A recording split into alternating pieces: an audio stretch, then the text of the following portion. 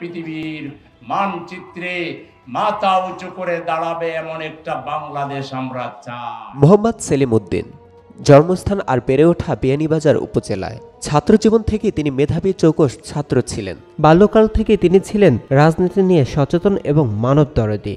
তার দাওয়াতি কাজে অসংখ্য মানুষকে আকৃষ্ট করত দিনের পথে। শৈশব থেকে যখন আমি বুঝেছি তখনই মসজিদে যেতাম, নামাজ পড়তাম এবং অন্য বন্ধুদের সাথে মিশতাম।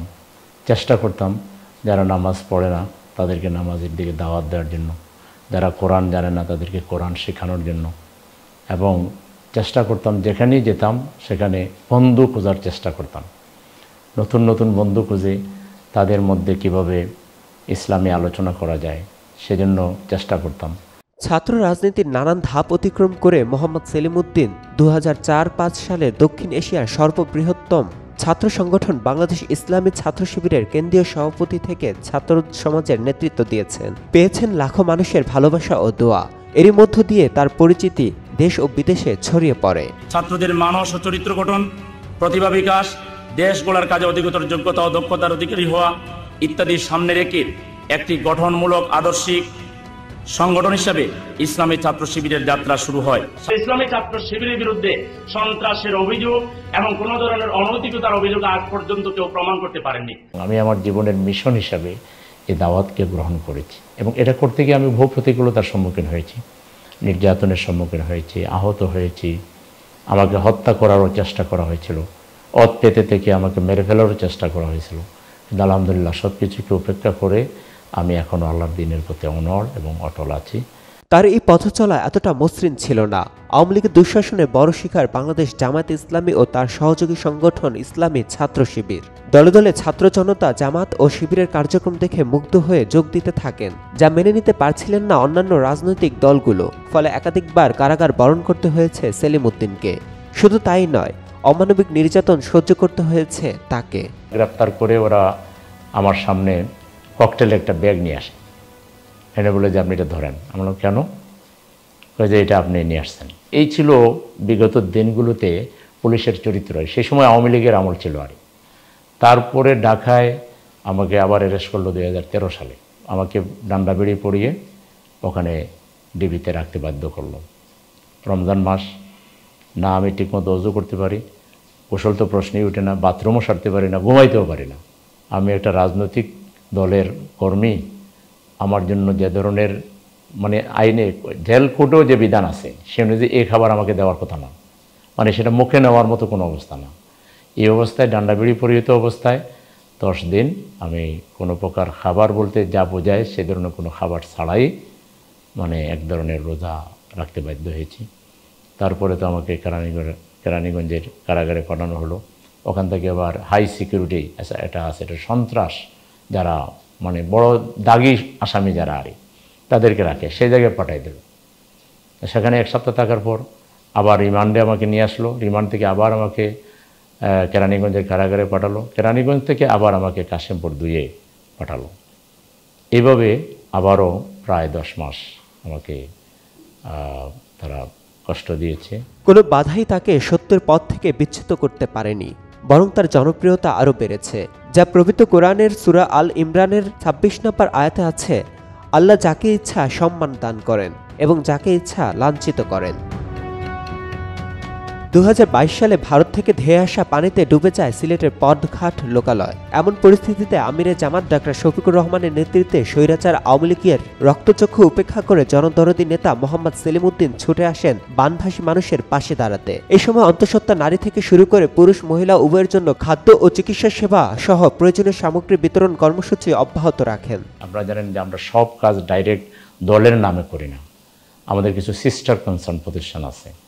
আমরা যাতে এই কাজগুলোকে লোক দেখানো কাজ মানুষ মনে না করে, এজন্য আমাদেরই ভাই তারা অন্য নামে অন্য সংস্থার নামে কাজ করেন, তাদেরকে দিয়ে আমরা নেপথ্যে থেকে সহযোগিতা করে আমরা ব্যাপক সংখ্যক ঘর বাড়ি গোলাপগঞ্জ বিয়ানীবাজারে বিনির্মাণ করে দিয়েছি। জনগণ জানে যে এগুলো কারা করেছে।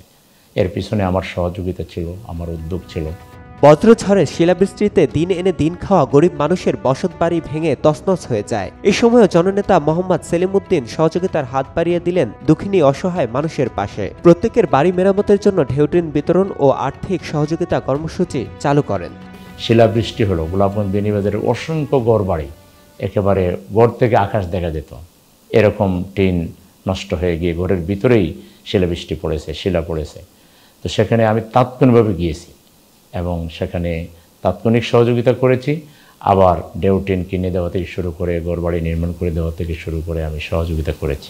শুধু তাই নয়, নদী ভাঙন রোধে কি কি পদক্ষেপ নেওয়া যেতে পারে তা তিনি পরিদর্শন করে আলোচনা করেন সর্বস্তরে। এভাবেই তাকে খুব কাছ থেকে দুর্যোগে পাশে পাওয়া যায়, কেননা বাংলাদেশ জামায়াতে ইসলামীর অন্যতম প্রধান কাজ জনসেবামূলক কাজে নিজেকে বিলিয়ে দেওয়া। তাছাড়া অগ্নিকাণ্ডের মতো ঘটনাগুলোতেও তিনি নিজে পরিদর্শন করে সহযোগিতা করেন। শীতকালে শীতার্ত মানুষের মাঝে কম্বল বিতরণ সহ সেবামূলক কাজ করেন।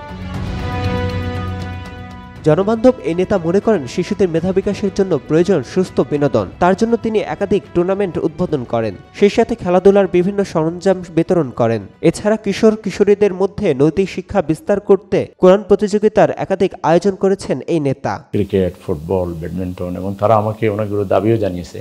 আমি বলেছি যে ভালো ভালো খেলার মাঠ করে দিব এবং ক্রিকেট সহ বিভিন্ন খেলার যে উপকরণগুলো লাগে, যেগুলো দরকার হয়, এগুলো তাদের জন্য আমি করে দেব।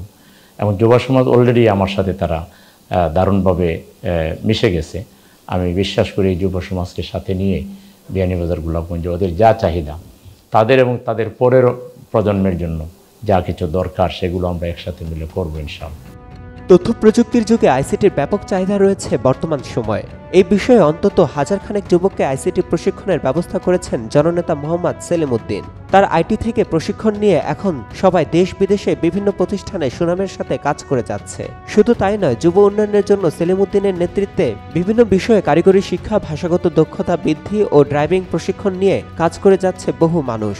বেকারত্ব মোচন করতে এই নেতার রয়েছে নানান বৃহত্তর পরিসরের পরিকল্পনা। এছাড়া সিলেট ৬ আসনকে কেন্দ্র করে হাসপাতাল সহ বিভিন্ন সেবামূলক প্রতিষ্ঠান গড়ে তোলার লক্ষ্যে কাজ করে যাচ্ছে এই নেতা। আমার প্ল্যান আছে বিয়ানীবাজার গোলাপগঞ্জে এরকম একটা প্রতিষ্ঠান গড়ে তোলা, যেখানে আইসিটি শিক্ষা দেওয়া হবে, ভাষা শিক্ষা দেওয়া হবে, বিভিন্ন টেকনিক্যাল শিক্ষাগুলো, ভোকেশনাল ট্রেনিং যেগুলো আছে, এগুলো দিয়ে আমরা আমাদের বেকার যুবকদেরকে দেশে এবং বিদেশে পুনর্বাসিত করতে পারবো। এই পরিকল্পনা আমাদের আছে। ইতিমধ্যে বিয়ানীবাজার ও গোলাপগঞ্জের অধিকাংশ যুবকদের কাছে তার গ্রহণযোগ্যতা দিন দিন বৃদ্ধি পাচ্ছে। সে সাথে নবীন, প্রবীণ ও বিশিষ্টজনদের নিকট আস্থার প্রতীক হয়ে উঠছে জনবান্ধব নেতা সেলিমউদ্দিন। তাই এখন সাধারণ মানুষ মনে করেন বিয়ানীবাজার, গোলাপগঞ্জ তথা সিলেট ৬ নির্বাচনী আসনের যোগ্যতম ব্যক্তি হচ্ছেন মোহাম্মদ সেলিমউদ্দিন। এক নম্বর ব্যক্তি হিসেবে সেলিমউদ্দিন সাহেবকে মূল্যায়ন করা উচিত। যে দাবিগুলি আছে, দাবিগুলি স্বল্প সময়ের ভিতরে উনিই পূরণ করতে পারবেন। ওনার মধ্যে এই বৈশিষ্ট্যটা আমি লক্ষ্য করছি। সবাই একমত হইয়া ওনাকে জয়যুক্ত করিয়া জামাত থাকি আমরা জনগণের ন্যায্য অধিকারটা দাবি করার আশাবাদী। আমার যে এলাকায় যে একটা নেত্রী হার হইব, ওটা যোগ্য কি না যোগ্য, যে যোগ্য হইব আমি তারে ভোট দিয়া দিই। আর ইসলামী দল আমরা চাই কেন লাগি যে একবার ইসলামের শাসন খরচ 5 বছর দেখক, সব তো দেখছে, তারাও দেখিলাম। একজন নাগরিক হিসাবে আমার এলাকার জনগণের প্রতি আমার একটা দায়বদ্ধতা আছে, ভালোবাসা আছে। আর আমার এলাকার জনগণও আমাকে খুবই ভালোবাসে। আমি অবাক হই যে আমি কোনো এমপিও না, কিন্তু এত বেশি আমার এলাকার লোকজন আমার সাথে যোগাযোগ রাখে, সেটা বুঝি যে লোকেরা আমাকে ভালোবাসে এবং তারা আমাকে প্রত্যাশা করে। মোহাম্মদ সেলিমউদ্দিন কেবলমাত্র তার এলাকার মধ্যেই সীমাবদ্ধ নয়, তার ব্যাপক জনপ্রিয়তা রয়েছে ঢাকা মহানগরীতে। জামায়াতে ইসলামীর আমির ডক্টর শফিকুর রহমানের নির্দেশে ২৪ জুলাই আগস্টের বিপ্লবের ছায়ার মতো অসাধারণ কৃতিত্ব রেখে গেছেন সেলিমউদ্দিন। নিয়মিত ছাত্র জনতার সঙ্গে যোগাযোগ রেখেছেন তিনি। তার নেতৃত্বাধীন প্রত্যেক জনশক্তিকে আন্দোলনে ঝাঁপিয়ে পড়ার নির্দেশনা দিয়েছেন। সেই সাথে আহত যোদ্ধাদের চিকিৎসা ও জুলাই শহীদ পরিবারকে নগদ অর্থ সহায়তা দেন। এই টোটাল আন্দোলনেই আমরা সব ধরনের সাপোর্টই আমরা দিয়েছি, যেহেতু এক পর্যায়ে এসে বিষয়টা সরকার এককভাবে জামায়াত ইসলামীকে যখন টার্গেট করলো, তখন আমাদের পক্ষে পাল্টা তাদেরকে সর্বশক্তি দিয়ে মোকাবেলা করা ছাড়া অন্য কোনো উপায় ছিল না। এই আন্দোলনের মূল স্টেক হোল্ডার ছাত্ররা, তারাই নেতৃত্ব দিয়েছেন, কিন্তু এই আন্দোলনে নৈতিক এবং অন্যান্য সকল লজিস্টিক সাপোর্টের দিক থেকে আমরা চেষ্টা করেছি আমাদের পক্ষ থেকে কোনো কমতি না করার জন্য। মোহাম্মদ সেলিমউদ্দিন তার মেধা, পরিশ্রম ও জনদরদী হওয়ায় বাংলাদেশ জামায়াত ইসলামী কেন্দ্রীয় নির্বাহী পরিষদ সদস্য ও ঢাকা মহানগর উত্তরের আমিরের দায়িত্ব তুলে দেয় সংগঠন। এই নেতা ধর্ম বর্ণ নির্বিশেষে সবাইকে আপন করে নিয়েছে। ইসলামের আলো ছড়িয়ে দিতে সর্বদাই নিজেকে বিলিয়ে দিয়েছেন।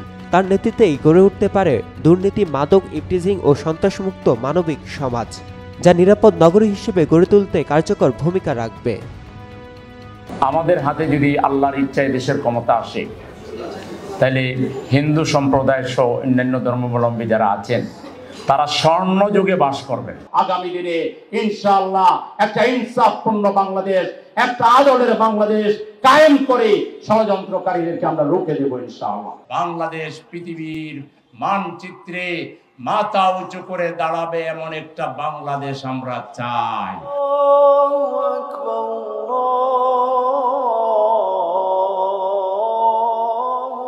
হে আল্লাহ, আপনি আমার একমাত্র সাহায্যকারী। আপনি আমার মনের সব কথা জানেন। আমি যেন কখনো আপনার দেখানো পথ থেকে সরে না যাই। আমি আমার জীবন দিয়ে হলেও দিনের পথে যেন অটল থাকি। আমার প্রিয় সংগঠনের যেই কাজ মানব সেবা, সেটা যেন পুরোপুরিভাবে পালন করতে পারি। এই পৃথিবীতে হয়তো থেকে যাব না, থেকে যাবে আমার ভালো কাজগুলো। হে আল্লাহ, আপনি আমাকে সহযোগিতা করুন। আপনি যে আমানত দিয়ে পাঠিয়েছেন তা পরিপূর্ণভাবে ঈমানের সাথে পালন করার তৌফিক দান করুন।